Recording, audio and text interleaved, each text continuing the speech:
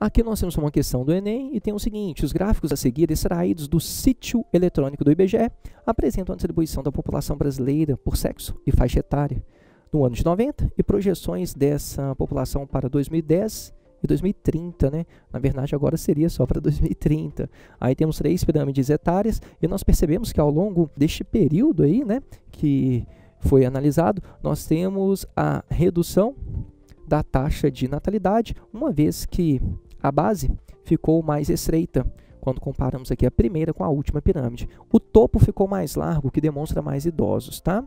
A partir da comparação da pirâmide etária relativa a 90 com as projeções para 2030 e considerando-se os processos de formação socioeconômica da população brasileira, é correto afirmar que, segundo a letra E, o nível de instrução da população tende a diminuir na medida em que diminui a população? Não.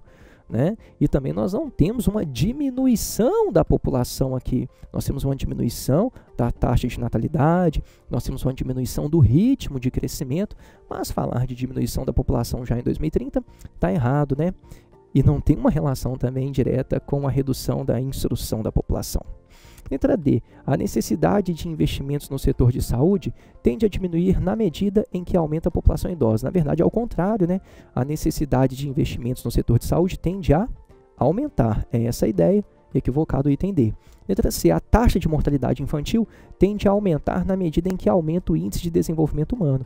Ora, se nós temos um maior IDH, isso significa também que a mortalidade está menor, até mesmo porque, né, a mortalidade infantil, até mesmo porque lá no IDH tem um indicador chamado expectativa de vida, e quanto maior a expectativa de vida, maior também tende a ser o IDH.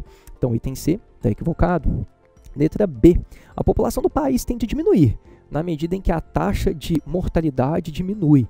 Não, a população do país não tende a diminuir com a redução da taxa de mortalidade. Ela pode até crescer, na verdade, né? Porque se você tiver uma natalidade um pouco alta e uma mortalidade em queda, a população explode, cresce, é o boom demográfico. Então a letra B está errada. Letra A. A expectativa de vida do brasileiro tende a aumentar na medida em que melhoram as condições de vida da população. Ok, gabarito, letra A.